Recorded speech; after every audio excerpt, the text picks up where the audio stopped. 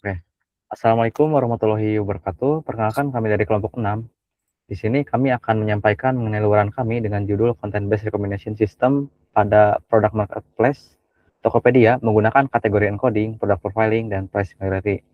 Sebelumnya, izinkan kami memperkenalkan diri terlebih dahulu. Ada saya, Yasar Syifa Maulana dengan uji MPM 070. Ada Muhammad Rifki Yusri Hatta dengan uji MPM 065. Ada Farhan Esa Putra Kusuma Atmaja dengan uji MPM 066. Ada Aditya Ihsan Maulana dengan ujung MPM 069, ada Fadel Muhammad Syah Susyam dengan ujung MPM 074, dan terakhir ada Yusuf Abdurrahman dengan ujung NPM 102. Terus latar belakang kenapa kami milih project ini tuh karena pesatnya perkembangan e-commerce yang memicu lonjakan jumlah dan variasi produk secara masif di berbagai platform digital. Namun, melimpahnya pilihan barang itu justru menimbulkan fenomena information overload, di mana semua permasalahan utama pengguna merasa kebingungan dan kesulitan untuk menemukan produk yang benar-benar relevan dengan kebutuhan mereka. Sehingga proses pengambilan keputusan menjadi tidak efisien. Selama ini tuh pendekatan content based filtering itu ada sebagai solusi untuk menyaring pilihan-pilihan tersebut. Tetapi pada penerapannya masih memiliki keterbatasan karena mayoritasnya hanya berfokus pada kecocokan fitur teks saja. Padahal dalam realitasnya, keputusan didasarkan pada nama produk saja, melainkan sangat dipengaruhi oleh ketepatan kategori yang mendalam serta keselarasan harga dengan anggaran mereka. Maka dari itu, kami mengembangkan sebuah sistem rekomendasi produk dengan mengintegrasikan metode kategori encoding, product profiling, dan price similarity. Dan selama pengembangan juga di sini kami telah membagi dan juga merancang beberapa job desk untuk dibagi ke setiap anggota kelompok dari kami. Di sini ada saya sendiri, di sini saya berperan sebagai koordinator dan project manager. Lalu ada Farhan, dia berperan sebagai data acquisition dan cleaning. Ada Aditya, dia berperan untuk perancangan EDA dan visualisasi. Lalu ada Muhammad Rifki Yusri Hatta, di mana dia berperan dalam perancangan feature engineering dan model 1 yaitu TF-IDF ditambah costing similarity. Lalu ada Fadel Muhammad Syarusiam, ia berperan untuk model 2 atau hybrid recommendation, evaluasi hingga interpretasi. Dan yang terakhir ada Yusuf Abdurrahman, yang mana dia berperan dalam perancangan dashboard, dokumentasi, dan presentasi. Lanjut. Di sini alur kerjanya tuh dimulai dengan tahapan pengumpulan data mentah, yang mana langsung diikuti oleh proses preprocessing yang memberikan noise atau yang membersihkan noise atau kecacatan data.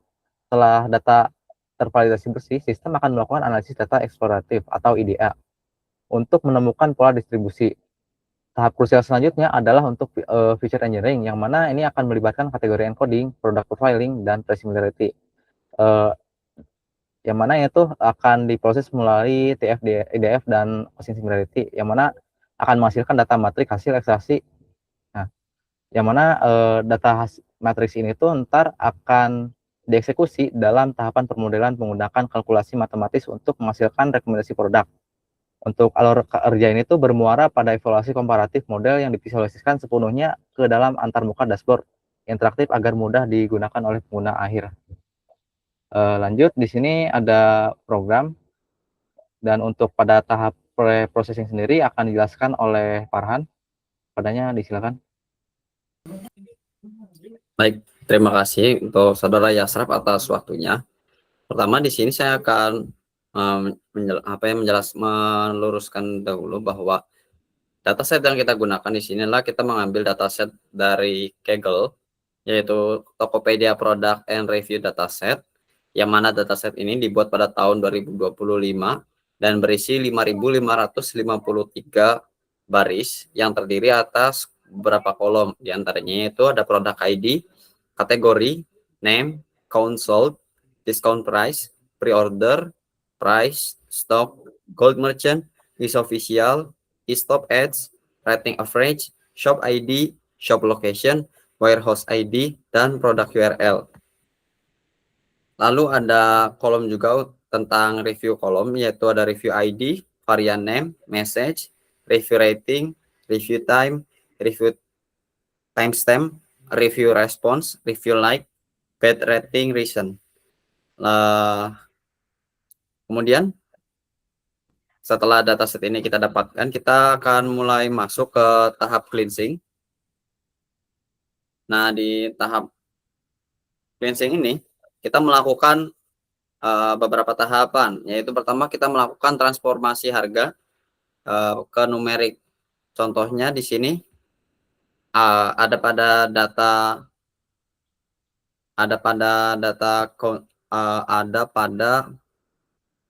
yaitu ada pada data oh maaf pertama kita melakukan transformasi harga ke numerik, yang mana pada saat kita cek di dataset, data ini masih mengandung beberapa karakter non numerik, yang mana hal ini akan menyulitkan pada tahap lanjutannya. Ya, lalu kita akan membersihkan kolom-kolom tersebut dari karakter seperti simbol rupiah dengan menggunakan metode regular expression.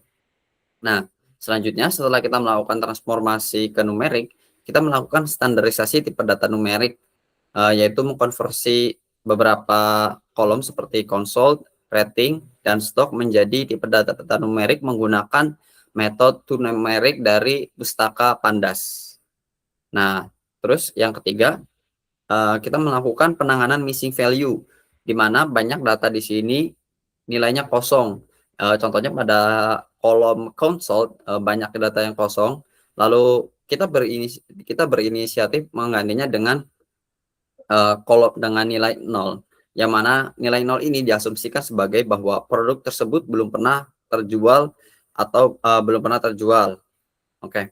Terus lalu yang keempat, kita melakukan penghandlean duplikasi data, yang mana kita menghapus data-data yang terduplikasi agar sifatnya unik. Nah, kemudian kita melakukan ringkasan missing value, di mana kita akan memantau persentase nilai kosong di tiap kolom, dan kita akan menentukan kolom mana yang harus atau layak dipertahankan. Dan temuan kita itu di sini untuk proses ringkasan missing value itu didapatkan bahwa untuk kolom discounted price terdapat 4.128 dari 5.553 data kosong, yang mana ini artinya terdapat sekitar 76,3% data kosong pada discount price. Nah, terakhir setelah kita melakukan pembersihan dari transformasi, standarisasi data numerik, penanganan missing value, duplikasi, dan ringkasan missing value, kita juga menentukan kolom-kolom mana yang kedepannya kita akan gunakan untuk tahap selanjutnya, dan kita himpun semuanya dalam file CSV baru bernama Tokopedia Clean Final sebagai checkpoint data yang siap digunakan pada tahap IDE atau modeling. Nah, mungkin itu yang bisa saya jelaskan untuk data acquisition dan preprocessing. Selanjutnya saya serahkan pada teman saya. Baik, izin masuk. Di sini saya didapati peran sebagai IDEA. Nah, di IDEA ini sendiri ini adalah tindak lanjut dari data yang telah di cleansing sebelumnya. Nah, kenapa perlu ada IDEA ini? IDEA ini untuk memvisualisasikan terlebih dahulu gitu, karena kita butuh untuk eksplorasi data terlebih dahulu, dan setelah dieksplorasi kita butuh atau kita akan analisis data tersebut sebelum kita masuk ke tahap pembuatan model gitu. Nah, pada tahap IDEA ini saya membuat beberapa visualisasi dan juga beberapa analisis terkait dengan tahapan ini, terkait dengan dataset yang kami gunakan. Pertama, di sini kami memetakan terkait dengan distribusi harga produk atau product price distribution. Nah, di sini di bawahnya itu mewakili terkait dengan harga jual barang itu sendiri di kisaran 0 rupiah sampai dengan 50 juta rupiah. Jadi angka 0 mewakili 0 rupiah, 10 itu 10 juta. Nah, Makanya data di sini itu banyak yang menjorok ke angka 0 atau ke sebelah kiri karena kebanyakan di bawah 10 juta dan kebanyakan juga 1 juta atau di bawahnya. Oke, kita lanjut ke visualisasi kedua. Di sini divisualisasikan terkait dengan distribusi rating. Karena bukan hanya diambil dari similarity barangnya saja, tetapi kami di sini juga di produk kami, di sistem rekomendasi ini, kami menjadikan ini sebagai salah satu patokan juga dari review pengguna menggunakan TIP dengan similarity sebelumnya. Nah, di sini juga divisualisasikan itu rating rata-rata terkonsentrasi pada rentang 4,5 hingga 5 untuk rating barang yang dibeli oleh penggunanya. Selanjutnya ada distribusi terkait dengan kategori produk. Nah, di sini kami hanya memvisualisasikan 15 kategori saja. Tetapi untuk seluruhnya data lebih dari 15, tapi untuk visualisasi kami mengambil top 15-nya saja. Dan di sini terdapat jumlah produk dan juga kategori-kategori produknya. Dan di kategori utama ini terdapat handphone, tablet, otomotif, dan lain sebagainya. Ini mengacu kepada barang IT ya kebanyakan. Nah, untuk selanjutnya terdapat heatmap korelasi Python numerik. Nah, mengapa ada heatmap korelasi Python numerik ini sendiri? Karena kita membutuhkan analisis terkait dengan korelasi terkait dengan 5 fitur numerik utama, yaitu Prism, diskon Prism, rating a friend, console, dan juga stok barangnya. Jadi korelasi ini dihitung menggunakan metode Pearson yang dan divisualisasikan melalui heatmap yang tertera ini. Jadi korelasi tinggi antara Prism, diskon Prism, bersifat expanded column discount Prism itu merupakan harga asli sebelum diskon. Jadi sehingga keduanya bergerak beriringan dan lain sebagainya itu jika memang saling berhubungan heatmapnya akan lebih tinggi gitu untuk probabilitasnya. Oke, kita lanjut. Kami juga memetakan terkait dengan distribusi penjualan per kategori. Nah, di sini terdapat box plot yang muncul jumlah terjual konsol terhadap 5 kategori teratas. Jadi kami mengambil visualisasinya hanya 5 kategori teratas saja, tetapi jika ingin dilebihkan juga bisa. Tapi dari 5 ini kita dapat menganalisis bahwasannya outlier ekstrim dikecualikan dari visualisasi SWOT false atau agar perbedaan distribusi antar kategori lebih terlihat seperti itu.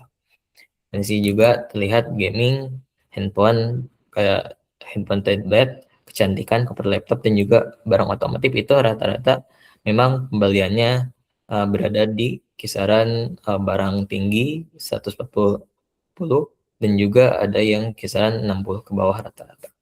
Yang terakhir, kami mengeksplorasi terkait dengan hubungan harga dengan rating. Jadi scatter plot antara price 6 dan juga rating reference dengan alpha transparan ini menunjukkan bahwasannya sebaran data yang tidak membentuk pola linear yang jelas. Jadi rating tampaknya tidak meningkat gitu seiring harga yang lebih tinggi. Jadi harga yang lebih tinggi tidak menjamin bahwasannya rating dari pengguna itu akan tinggi, dan juga sebaliknya bahwasannya barang yang harganya memang rendah itu tidak menjamin bahwasannya ratingnya akan anjlok ke bawah, tetapi itu berbanding dengan review dari pembelinya seperti itu. Oke, boleh dilanjutkan ke penjelasan berikutnya. Baik, dari sini saya akan menjelaskan pada bagian feature engineering dan juga model pertama yaitu model TF-IDF plus costing similarity. Nah, langsung saja. Nah, untuk feature engineering sendiri itu tahapan mentransformasi data mentah ke dalam format ruang vektor matematis yang dapat diproses oleh algoritma pengukuran jarak. Nah, proses ini dibagi menjadi 3 pilar utama yang menyusun profil produk. Yang pertama itu ada kategori encoding dan juga penggabungan konteks. Nah, ini tuh menyatukan seperti nama, lalu ada lokasi toko, terus ada juga golden chain dan juga is official yang digabungkan menjadi satu variabel yang namanya combined feature. Nah, itu memastikan bahwa dua barang yang namanya berbeda tetapi berada di kategori dan letak geografis yang sama akan tetap memiliki nilai irisan kemiripan. Nah, lalu yang kedua itu ada product profiling. Nah, product profiling ini akan memproses combine feature menggunakan algoritma TF-IDF. Nah, TF itu term frequency, yaitu menghitung seberapa sering sebuah kata muncul pada satu produk. Lalu ada IDF atau inverse document frequency, yaitu memberikan penalti atau menurunkan bobot pada kata-kata yang terlalu umum.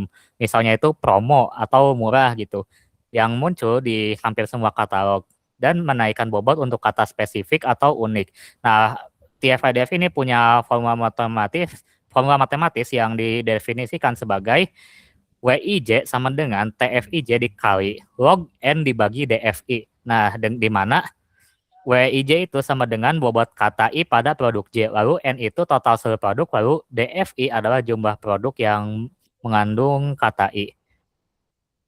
Nah, lalu untuk pemodelan, nah di sini ada model satu yaitu baseline content based filtering, yaitu yang dikembangkan murni mengandalkan kedekatan fitur tekstual antara produk yang telah diekstraksi ke dalam matriks TF-IDF. Nah, pendekatan ini mengasumsikan bahwa jika seorang pengguna tertarik pada satu produk, maka sistem akan mencari produk lain yang memiliki kemiripan deskripsi profil tertinggi tanpa memperhatikan faktor eksternal seperti popularitas atau performa toko.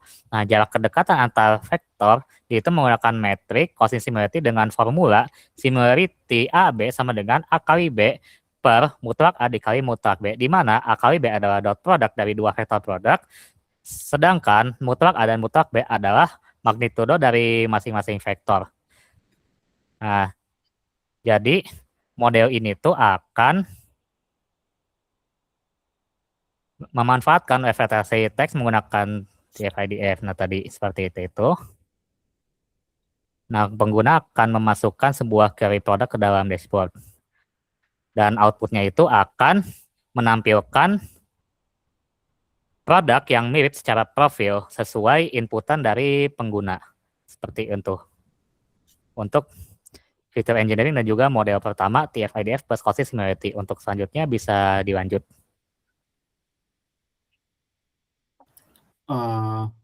Baik, di sini saya akan melanjutkan pada menjelaskan bagian dari model 2 dan evaluasi model. Nah, pada proyek ini tuh model 2-nya itu hybrid ranking ya. Jadi dia tuh merupakan pengembangan dari model 1 yaitu content based filtering. Nah, jadi kalau model 1 tuh dia hanya mengandalkan kemiripan konten produk menggunakan TF-IDF dan cosine similarity, maka model kedua ini menambahkan dua faktor lagi gitu. Yaitu price similarity dan popularity score. Nah, jadi secara teknis sistem ini tuh hybrid ini tuh udah memasuk dan membentuk sebuah fitur gabungan melalui combine fitur. Nah, yang berisi gabungan dari nama produk, kategori, lokasi, dan lain-lainnya. Setelah itu fiturnya itu diubah lagi menjadi representasi numerik yang menggunakan TF-IDF lalu dihitung kemiripannya menggunakan cosine similarity. Nah, pada hybrid ranking ini hasil dari cosine similarity itu tidak langsung dijadikan rekomendasi akhir, tapi programnya akan mengambil kandidat produk yang mirip terlebih dahulu lalu melakukan proses ranking ulang menggunakan hybrid score. Nah, hybrid score-nya itu kami membagi menjadi 3 komponen utama, yaitu pertama itu ada similarity dengan bobot 60%. Kedua ada price similarity dengan bobot 20% dan popularity score dengan bobot 20%. Nah, jadi model 2 tuh nggak hanya mencari produk yang mirip secara teks, tapi juga mempertimbangkan harga produk yang masih sesuai apakah produk itu memiliki performa pasar yang baik atau yang lainnya. Nah, dengan pendekatan ini rekomendasi bisa jadi lebih realistis lah untuk konteks marketplace. Nah, selanjutnya kita masuk ke evaluasi. Nah, di sini evaluasi kami itu lagi ke bawah.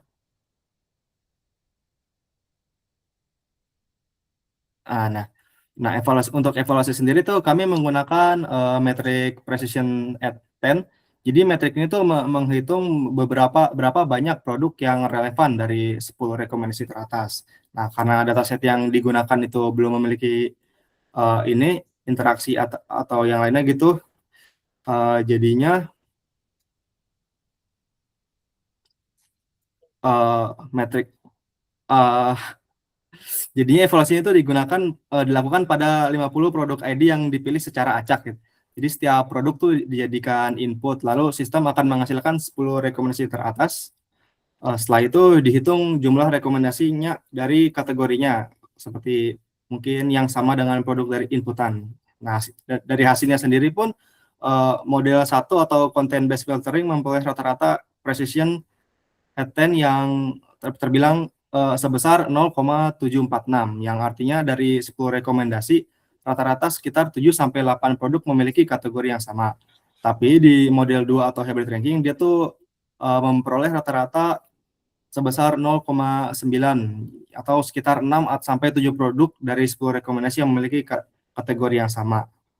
Nah, dari matriks ini tuh bisa disimpulkan ya kalau model 1 tuh bisa dibilang lebih unggul dalam menjaga kesamaan kategori. Ya, ini wajar lah karena model 1 itu fokus ke kemiripan konten, sedangkan model 2 itu dia mempertimbangkan faktor lain tambahan seperti harga atau popularitas. Mungkin sekian dari model dan evaluasi, bisa dilanjutkan ke demonstrasi. Baik, terima kasih. Jadi melanjutkan dari penjelasan rekan-rekan saya sebelumnya mengenai tahapan pre-processing data, pembuatan model, hingga model hybrid ranking. Sekarang saya akan mendemonstrasikan bagaimana seluruh pipeline tersebut kami wujudkan ke dalam sebuah dashboard interaktif berbasis Streamlit. Sebelumnya alasan kami memilih Streamlit karena framework ini sudah dirancang khusus untuk kebutuhan data science, jadi kita bisa mengimplementasikan sistem yang kita buat di notebook ke dalam sebuah website dengan lebih mudah. Nah, untuk mengakses websitenya sendiri itu ada di bagian paling bawah dari notebook collab kita. Jadi di bagian paling bawah itu udah ada linknya, atau kalau belum ada kita bisa running aja. Nah, kita balik lagi ke websitenya. Nah, di sini tuh ada 4 tab utama gitu. Jadi kita masuk aja langsung ke tab utama, yaitu EDA. Di tab pertama ini kita punya ringkasan data ya. Jadi bisa dilihat di sidebar kiri pun juga ada itu dataset kita berisi 5.410 produk. Kemudian ada kategorinya, rata-rata rating, rata-rata harga, dan juga informasi gold merchant ataupun official store yang lainnya. Kemudian di bawahnya pun ada visualisasi data-data yang sebelumnya sudah dijelaskan, yaitu distribusi harga, distribusi rating, top kategori, dan lain-lainnya. Bagian ini juga sudah dibahas sebelumnya. Baik, maka dari itu kita lanjut ke fitur utama, yaitu cari by nama. Nah, di bagian sini tuh kita bisa melakukan input gitu. Kita contohkan langsung aja mouse.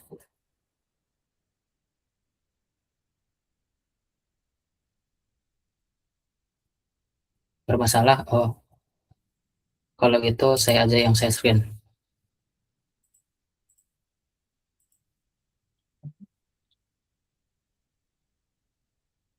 Apa sudah muncul? Baik, sudah muncul ya. Nah, kita bisa lanjut. Nah, di sini kita sudah memunculkan mouse. Nah, kalau kita pencet enter, nanti di bawahnya itu ada menu drop down yang menampilkan barang-barang yang sudah kita masukkan di menu search-nya. Jadi sistemnya tuh kalau di e-commerce seperti Shopee, di mouse ini tuh kayak seperti fitur search, kemudian di drop down ini tuh tampilan-tampilan produk yang dihasilkan oleh search tersebut. Kita contohkan yang paling atas. Nah, sekarang di bawahnya sudah ada informasi produk yang dipilih, dan di bagian paling bawah juga terdapat beberapa rekomendasi set by set dengan content base dan juga hybrid.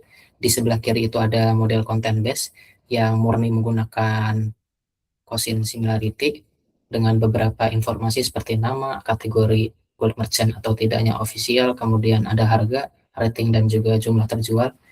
Dan juga ada tambahan skor dari similarity tersebut. Hal yang sama juga dilakukan pada hybrid, hanya saja ada penambahan informasi untuk hybrid score. Nah, penyusunan rekomendasi ini disusun berdasarkan skor yang paling tertinggi gitu. Jadi paling atas itu paling sesuai. Kita lanjut ke bagian yang kedua. Nah, product by ID. Ini pada dasarnya itu sama persis dengan cari by nama, hanya saja inputannya sekarang kita menggunakan ID secara langsung. Kalau tadi nama kan kita bisa melakukan search menggunakan teks, kalau ini langsung pakai ID. tampilannya sama persis karena mirip. Kita lanjut aja ke bagian evaluasi mungkin ya. Nah, di tab evaluasi ini kami menyediakan fitur pengujian otomatis gitu. Jadi kita bisa melakukan inputan, precision, ya dan juga jumlah sampel secara custom. Kalau tadi di contoh collab itu kita menggunakan precision 10 ya. Habis itu jumlah sampelnya itu 50. Nah, kita mungkin bisa menggunakan yang lain. Nah, misalnya segini.